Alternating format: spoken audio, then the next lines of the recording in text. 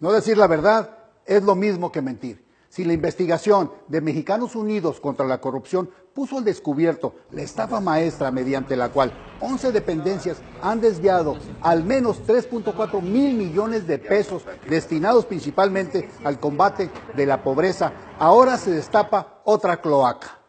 Los millonarios recursos que, como los expresidentes como Felipe Calderón y Vicente Fox, entre otros, son refaccionados para que sigan operando sus proyectos políticos como el de Margarita Zavala y su campaña política. Trampas, simulaciones, mañas y mentiras, esos son los adjetivos que pintan de cuerpo entero la estructura con la que el gobierno federal mantiene no solo a los expresidentes con un decreto que se mantiene en secreto, como si los mexicanos no tuviéramos el derecho de saber en qué se gastan nuestros impuestos. Las cifras revelan que mensualmente todos los mexicanos pagamos más de 5 millones de pesos para sostener los sueldos y gastos de las oficinas de algunos expresidentes, sobre todo estos que no se conformaron con 6 años de mandato. Entre sus pensiones vitalicias y sueldos a directivos, auxiliares, secretarias, choferes, escoltas, militares y gracias a una reforma formulada por Calderón, gastos médicos mayores hasta para sus tíos, cuñados, sobrinos, hermanos,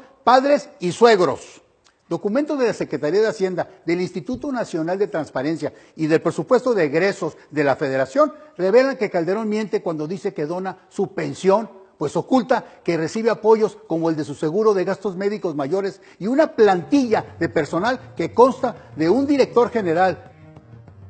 2 directores de área, 4 subdirectores,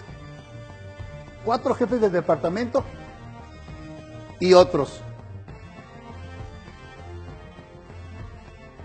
Agregamos personal militar como un general de división, 4 tenientes coronel, 8 oficiales y 32 cabos. Una estructura que se repite con elementos del Ejército, Armada y Fuerza Aérea. Los gobiernos federales disfrazan como análisis, prestaciones de servicios, asesorías, fundaciones y otros eufemismos el aparato de decenas de asistentes y auxiliares a disposición de los expresidentes y de muchos funcionarios que de esta forma siguen gozando de los privilegios que ningún país desarrollado les otorga a quienes condujeron sus destinos. Lejos de darle prestigio a México, estas prácticas nos hacen ver como un país subdesarrollado, donde con tantas antimañas y operaciones del mejor estilo del lavado del dinero de cualquier cártel del narcotráfico, se escamotean todos los recursos de las mayorías. Así, la brecha entre pobres y ricos es llama avivada desde la presidencia de la República, como si fuera motivo de orgullo, con un apoyo de fundaciones y organizaciones sin fines de lucro, que han sido convertidos por los expresidentes y por los exgobernadores y otros políticos en la coartada para seguir viviendo a expensas del presupuesto. Entre las tinieblas burocráticas surgen nombres como el de Tomislav Lendo Fuentes Fuentes, autor de los discursos de Felipe Calderón y quien percibe un sueldo de 195,000 pesos de parte de la Presidencia de la República, donde hace más de 5 años no trabaja, pero donde sigue cobrando, aunque sirve al exmandatario como director de la Fundación Desarrollo Humano Sustentable.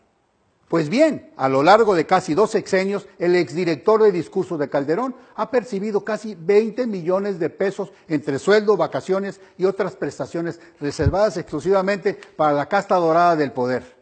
Lendo Fuentes Fuentes apesta más a un caso de esos funcionarios que reciben un jugoso sueldo y la cual le queda una buena parte, pero la mayor porcentaje de ese dinero le queda en manos de sus jefes para destinarlos a otros fines, como por ejemplo a financiar una gran parte de la campaña presidencial de Margarita.